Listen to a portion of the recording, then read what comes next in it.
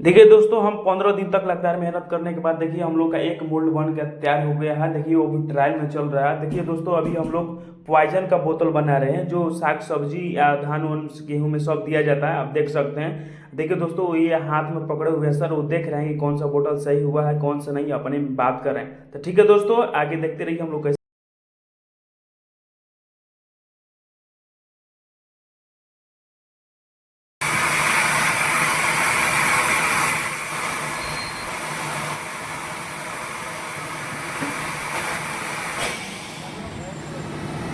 नहीं पकड़ना है।